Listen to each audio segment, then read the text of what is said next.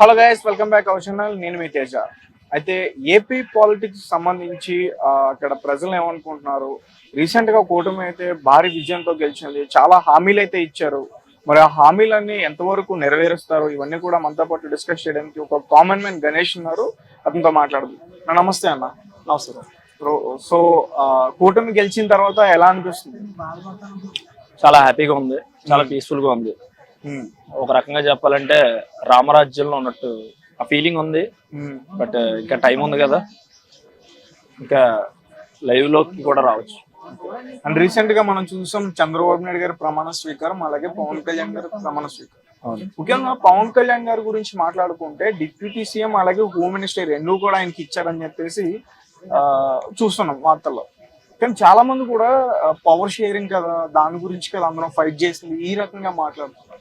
So నీకు ఎట్లా అనిపిస్తుంది ఈ విషయంలో? ఇప్పుడు యాక్చువల్లీ లాస్ట్ టైం ఏం జరిగిందంటే 2019లో అప్పుడే ఇప్పుడున్నటువంటి పొత్తు ఏదైతే ఉందో అది ఆ రోజు ఉంటే వైఎస్ఆర్సీపీ అనే ప్రభుత్వం అసలు గవర్నమెంట్ ఫామ్ చేయకపోయింది, పార్టీ గవర్నమెంట్ ఫామ్ చేయకపోయింది.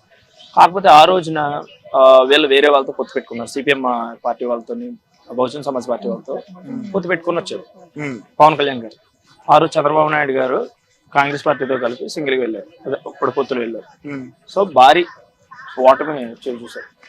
ఈ 5 సంవత్సరాల్లో 2019 పార్టీ అధికారంలోకి వచ్చిన దగ్గర నుంచి, వైసీపీ పార్టీ అధికారంలోకి వచ్చిన దగ్గర నుంచి ఇప్పటి వరకు కూడా చాలా దారుణమైనటువంటి పరిస్థితులు మనం తెలుగుదేశం పార్టీ ఎదుర్కొంది. పవర్ స్టార్ గారు పవన్ కళ్యాణ్ గారు కూడా ఎదుర్కొన్నారు. జన సైనికుల కూడా మీద కూడా ఎన్నో కేసులు పెట్టడం అనేది జరిగింది. కొన్ని సందర్భాల్లో పవన్ కళ్యాణ్ గారిని రోడ్ల మీద ఆపేసి పరిస్థితి కూడా వచ్చింది.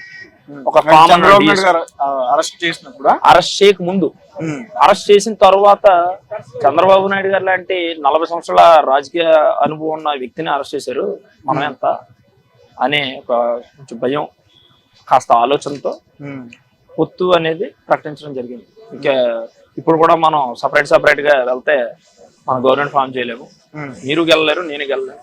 సో కలిపే మనం వెళ్దాము. ఇప్పటికే రాష్ట్రం అంతా చాలా నాశనం అయిపోయింది. సో ఈసారన్నా సరే మనం అందరూ పోటీ కలిపి పొత్తులో భాగంగా పవర్ షేరింగ్ అనుకోండి, పవర్ షేరింగ్ ద్వారా వెళ్దాము. వెళ్ళి ఫస్ట్ ఆఫ్ ఆల్ వైఎస్ఆర్సీపీ అనే పార్టీ లేకుండా చేద్దామని చెప్పేసి ఆలోచనలో తీసుకున్న నిర్ణయం. చాలా షార్ట్ నిర్ణయం, కేవలం 15 మినిట్స్, 15 నిమిషాలు మాత్రమే పవన్ కళ్యాణ్ చంద్రబాబు నాయుడు అరెస్ట్ అయినప్పుడు ములాఖత్లో భాగంగా మాట్లాడినటువంటి మాటలు.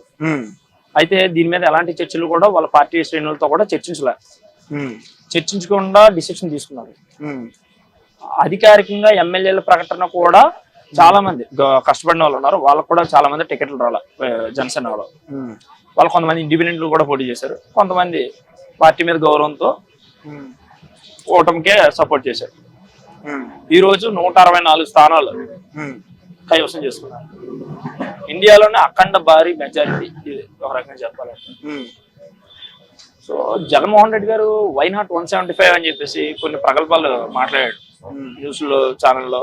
వాళ్ళ మినిస్టర్ కొడాలి నాని కానీ, రోజా కానీ, తీర్ని నాని, ఈ బ్యాచ్ అందరూ కూడా.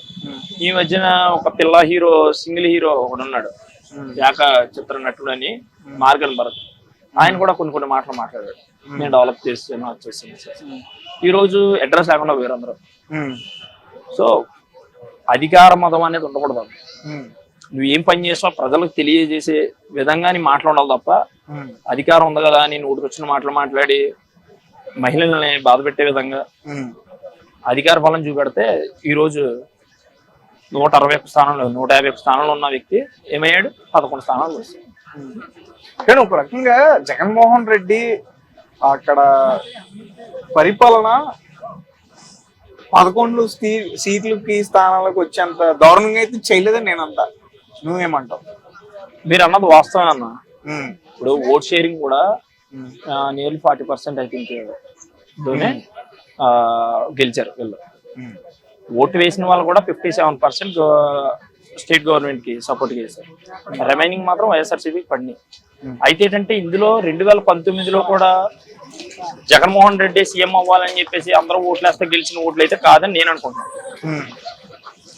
ఆ రోజు ఆయన మీద అభిమానం ఉంది, ఈ రోజు కూటమి మీద అభిమానం. కూటమి మీద అభిమానం అంటే పార్టీల మీద అభిమానం కాదు. రాష్ట్రం ఏమైపోతుందో ప్రతి తీసుకుని తాకట్టు పెట్టేసి అమ్మేస్తున్నాడు. పథకాలు ఇచ్చే ఉపయోగం, వీడు 20,000 సంవత్సరానికి 20,000 ఇస్తున్నాడు. 20,000 ఇచ్చింది ఇంచుమించు 18,000 లేకపోతే 23,000 అయితే ఎక్కువ లేదా తక్కువ, ఎంతమంది లాగేసుకున్నాడు ట్యాక్సుల రూపంలో అన్న ఆలోచనలో. ఈ రోజు ఇసుక కట్టుకోవడానికి ఎంత ఒక సామాన్య నిరుపేద ఇల్లు కట్టుకోలేని పరిస్థితికి తీసుకొచ్చాడు. అవునా? అయితే మరి ఇప్పుడు రైట్, నువ్వు అన్నది నేను ఒప్పుకుంటాను ఇసుక విషయంలో కానీ ఇంకా ఇతర వేరే విషయాల్లో కానీ. అదే మరి ఇప్పుడు కొత్తగా వచ్చిన ఈ కూటమి ప్రభుత్వం వీటన్నిటిని కూడా అరికట్టగలుగుతుందా? అంటే ఒక మధ్య తరగతి మనిషి, ఒక సాధారణ మనిషి, ఒక సామాన్యుడు ఆంధ్రప్రదేశ్ లో ఒక చిన్న చిరు వ్యాపారం చేసుకుని బ్రతకగల స్థాయికి వస్తారా? స్టార్టింగ్ ఒక సంవత్సరం వరకు కష్టమైన పని అన్న. ఎందుకంటే ఇప్పటి వరకు కూడా వైఎస్ఆర్సీపీ ప్రభుత్వం పథకాలు అనౌన్స్ చేసింది. ఆ అమౌంట్ లో ఏదైతే ఫండ్ ఉందో ఆ ఫండ్ ని కొంచెం మేనేజ్ చేయాలంటే అది ఒక రోజులో 2 రోజుల్లో లేదంటే 2-3 నెలల్లో అయిపోయే పని కాదు. సంవత్సరం వరకు దీని ఇంపాక్ట్ గట్టిగానే ఉంటది. వైఎస్ఆర్సీపీ ఇప్పటి వరకు 5 సంవత్సరాలు చేసిన ఇంపాక్ట్ సంవత్సరం పాటు ఉంటుంది. రిమైనింగ్ 4 సంవత్సరాల్లో అభివృద్ధి అనేది గట్టిగా ఉంటుంది. ఆల్రెడీ ఇప్పటికే అమరావతి కూడా పనులు మొదలు పెట్టేశారు. సో దీని ఇంపాక్ట్ అభివృద్ధి విషయానికి వస్తే అంటే ఏ రకంగా అభివృద్ధి కోరుకుంటున్నారు?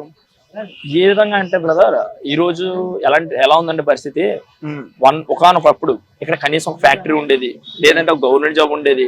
మా అబ్బాయి ఇచ్చేయగలడు లేకపోతే నా కూతురు ఇక్కడే ఉండి జాబ్ చేసుకుంటది అన్న ఆలోచనలతో అప్పులు చేసి చదివించినటువంటి పరిస్థితులు. ఈ రోజు ఒక 10,000 రూపాయలు సంపాదించుకోలేని పరిస్థితిలో ఆంధ్రప్రదేశ్ ఉంది. అదే 10,000 రూపాయలు సంపాదించుకోవడానికి హైదరాబాద్ వెళ్ళిపోతున్నారు, చెన్నై వెళ్ళిపోతున్నారు, దూరం వెళ్ళిపోతున్నారు. వాడు తింటున్నాడా బతుకుతున్నాడో తెలియదు. ఇక్కడ చూస్తే ఇక్కడ ఉన్న గవర్నమెంట్ హాస్టల్ అంటే తాకట్లు పెడుతున్నారు.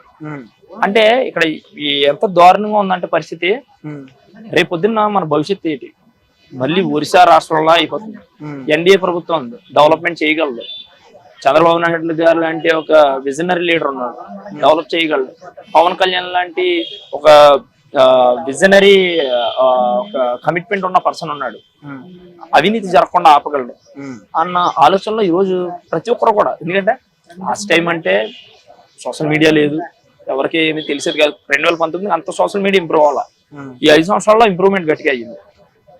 సో ఆ 5 సంవత్సరాల ఇంప్రూవ్మెంట్ వైఎస్ఆర్సీపీ క్యాచ్ చేసుకుంది. ఈ 5 సంవత్సరాలు 2024 ఇప్పుడు ఎలక్షన్స్ కి ఉమ్మడి కూటమి ప్రభుత్వం ఏదైతే ఉందో పార్టీలు ఇవి క్యాచ్ చేసుకున్నాయి. సోషల్ మీడియా ఎఫెక్ట్ కూడా గట్టిగా వెళ్ళింది. అంటే చాలా మంది కూడా పవన్ కళ్యాణ్ గారికి రాజకీయ అనుభవం పెద్దగా లేదు అని చెప్పేసి ఈ రకంగా మాట్లాడారు. టీడీపీలోనే మాట్లాడారు చాలా మంది. మరి అలాంటి వ్యక్తికి ఈ రోజు టీడీపీ ఈ కూటమిలో సంబంధించి ఒక ఉన్నతమైన స్థానాలను ఇచ్చారు. మంత్రిగా, ఒకటి deputy CM, 2 home minister. So నువ్వేమంటావు? అంటే ఒక కామన్ మ్యాన్ గా పవన్ కళ్యాణ్ ఆ రెండింటికి సెట్ అవుతాడా? తెలుగుదేశం పార్టీ ప్రభుత్వం పవన్ కళ్యాణ్ గారికి ఇచ్చినటువంటి బాధ్యత చాలా మంచి బాధ్యత, గొప్ప బాధ్యత. కానీ పవన్ కళ్యాణ్ గారి స్థాయికి ఆ బాధ్యత చాలా చిన్నది. ప్రపంచాన్ని వేలేటువంటి ఆ నరేంద్ర మోడీ అంతటి వాడే పవన్ కళ్యాణ్ గారు ఆయనకి అంత వాల్యూ ఇస్తాడు, అంత వెయిట్ ఇస్తాడు. ఆయనకి అంత ఫ్యాన్స్ డమ్ ఉంది ఆయనకి. అన్ని చోట్ల ఓడిపోయాడు, 2 చోట్ల ఓడిపోయాడు లాస్ట్. ఈ 5 సంవత్సరాలు బట్టి పోరాటం చేస్తానే ఉన్నాడు. ఈ రోజున ప్రజలు అర్థం చేసుకున్నారు. ఆయన నేను ప్రమాణ స్వీకారంలో కూడా ఒక మాట అయితే అన్నాడు, ఎమ్మెల్యేలు అయినా, ఎంపీలు అయినా, మినిస్టర్లు అయినా అధికార బలం ఎవరో చూపించొద్దు, ప్రజల దగ్గరికి సాధారణమైన మనిషిలాగే వెళ్ళాలన్నాడు. 40 సంవత్సరాల లీడర్ అయినటువంటి చంద్రబాబు నాయుడు గారికి కళ్ళని నీళ్ళు ఎక్కించాడు. ఎందుకు వచ్చిన కళ్ళని నీళ్ళు? బాధలు పడ్డాను, నాకు నువ్వే గట్టెక్కిచ్చావు, నేను సీఎం అయినా. ఎందుకంటే ఆయన 40 ఇయర్స్ వచ్చేసినాయి, నియర్లీ 60 ఇయర్స్ వచ్చేసినాయి, 74 ఇయర్స్ వచ్చేసినాయి. మహా అయితే ఇంకో 5 ఇయర్స్ చేయగలరు, తర్వాత రెస్ట్ స్టేజ్కి వెళ్ళిపోవాలి. ఖచ్చితంగా ఆయన రెస్ట్ తీసుకోవాలి. సో ఇలాంటి పరిస్థితుల్లో ఖచ్చితంగా నేను ఇంకొకసారి ముఖ్యమంత్రి అయితే బాగుంటది, నేను చేయాలనుకున్న కళలు చాలా ఉండిపోయినాయి. సో అవన్నీ పనులన్నీ కూడా పెండింగ్ లో ఉన్నాయి. ఆ పెండింగ్ పనులన్నింటికి కూడా పర్మిషన్ ఇవ్వడానికి సంతకం పెట్టినటువంటి Pawan Kalyan, that is the matter. అంతే, పర్మిషన్ ఇచ్చింది సీఎం గా. ఈరోజు చంద్రబాబు నాయుడు గారు ప్రమాణ స్వీకారం చేసినా సరే పర్మిషన్ ఇచ్చినటువంటి వ్యక్తి పవన్ కళ్యాణ్ గారు. అయితే ఓకే రైట్, నేను ఒప్పుకుంటాను. కానీ ఇక్కడ ఎలక్షన్స్ టైంలో ఎక్కువగా బాగా వర్క్ చేసింది లోకేష్. అంటే ఒక రెడ్ బుక్ పెట్టుకొని ఖచ్చితంగా ఎవరెవరైతే ఈ రాష్ట్రాన్ని అన్యాయం చేశారో, ఈ రాష్ట్ర ప్రజలకి వాళ్ళు నేను నోట్ చేసుకుంటాను, వాళ్ళు ఖచ్చితంగా శిక్షలు ఉంటాయని రెడ్ బుక్ లో నోట్ చేసుకున్నారు. కానీ తీరా చూస్తే మరి ఇక్కడ హోమ్ మినిస్టర్ పవన్ కళ్యాణ్ గారి చేతిలోకి వెళ్ళిపోయింది. మరి ఈ రెడ్ బుక్ లో ఉన్న అవన్నీ కూడా లోకేష్ గారు ఏం చేయలేరు కదా. ఎందుకు చేయలేరండి? పర్సనల్ గా ఏమీ రాసుకోలేదు కదా లోకేష్ గారు, ప్రజల కోసమే కదా రాసుకున్నారు. ప్రజల మీద జరిగిన తిరుగుబాటే కదా రాసుకున్నారు. అందులో ఎంతో మంది జన సైనికుల మీద దాడులు జరిగినాయి, బీజేపీ కార్యకర్తల మీద దాడులు జరిగినాయి, టీడీపీ కార్యకర్తల మీద దాడులు జరిగినాయి. ఇవన్నిటి మీద కూడా యాక్షన్ తీసుకోవాలనే కదా. అప్పుడు యాక్షన్ తీసుకోవాల్సి వస్తే లోకేష్ గారు తీసుకుంటే ఏంటి, చంద్రబాబు నాయుడు తీసుకుంటే ఏంటి, పవన్ కళ్యాణ్ తీసుకుంటే ఏంటి? మరి పవన్ కళ్యాణ్ గారు ఎలక్షన్ లో గెలిచిన తర్వాత వైసీపీ నాకు అంటే శత్రువులేం కాదు, 5 కోట్ల మంది ప్రజలు మనకి గెలుపునిచ్చారు, వాళ్ళకి మనం ఇది చేయాలన్నట్టు మాట్లాడారు కదా. ఓకే అన్న, నేను అందుకోసం అడుగుతున్నా. ఓకే సారీ, వెరీ గుడ్, మంచి క్వశ్చన్ అడిగారు. దానికి నేను ఇచ్చే సమాధానం ఏంటంటే, అధికారంలోకి వచ్చిన తర్వాత మేము తలలు తీసేస్తాము, మీరు లేకుండా చేసేస్తాము, లేపేస్తామని ఏ గవర్నమెంట్ ఏ ప్రజా ప్రతినిధి కూడా చెప్పడు. అర్థమైందా? ఖచ్చితంగా వాళ్ళు చేసినటువంటి ఏవైతే మిస్టేక్స్ ఉన్నాయో అవన్నీ కూడా రెక్టిఫై చేస్తారు, అది వెరిఫై చేస్తారు. వెరిఫై చేసినప్పుడు ప్రతిదీ పాయింట్అవుట్ చేస్తారు. అప్పుడు లోకేష్ గారు, పవన్ కళ్యాణ్ గారు శిక్ష వేయాల్సిన అవసరం లేదు. హైకోర్టు ఏదైతే ఉందో అదే శిక్ష వేస్తారు. అర్థమైందా? సో దానికి మీనింగ్ అదే. వ్యక్తిగతంగా మాకు ఎలాంటి కక్షలు లేవు, మీరు చేసిన మిస్టేక్లు ఏమన్నా ఉంటే వాటికి మాత్రం మీరు పనిష్మెంట్ తీసుకోవాల్సి ఉంటది. ఆ ప్లేస్ లో మీరున్నా మేమున్నా అంతే. రేపు పొద్దున్న మళ్ళీ వైఎస్ఆర్సీపీ ప్రభుత్వం 2029లో ఫామ్ అయింది అనుకో, ఫర్ ఎగ్జాంపుల్, అది కాకపోతే ఏబిసిడి పార్టీ, అప్పుడు ఈ ప్రభుత్వంలో ఉన్న వాళ్ళు చేసిన అవినీతి పనులన్నీ కూడా బయటకు లాగుతారు. అది కామన్, మన తెలంగాణలో కూడా చూసాం. సో అది మనం ఫేట్ మార్చలేము. సో కూటమిలో ఒక పథకం అయితే ఆల్రెడీ, అలాంటి పథకం ఇక్కడ తెలంగాణలో ఆల్రెడీ అమలైంది, ఉచిత ఫ్రీ బస్ మహిళలకు. మరి మన ఆంధ్రప్రదేశ్ లో అది వర్కౌట్ అవుతుందా? అన్ని ప్రాంతాలకి ఇవ్వకపోవచ్చు అనేది నా ఒపీనియన్. అన్ని ప్రాంతాలకి ఇవ్వకపోవచ్చు. ఐ థింక్ ఎంప్లాయ్మెంట్ చేసుకునే ఎవరైతే ఉంటారో వాళ్ళకి ఇస్తే బెటర్. అసలు మనకి అక్కడ ఇండస్ట్రీస్ సరిగ్గా లేవు కదా. సో మరి దీన్ని ఇంప్లిమెంట్ చేస్తారనేది చూడాలి. ఇంకా జరుగుతూ ఉంది కాబట్టి ప్రాసెస్, దాని గురించి ఇంకా ఎవరో కూడా చర్చించుకోవట్లేదు. కాకపోతే తీవ్రమైన నష్టం అయితే కలుగుతుంది ఫ్రీ బస్ వల్ల.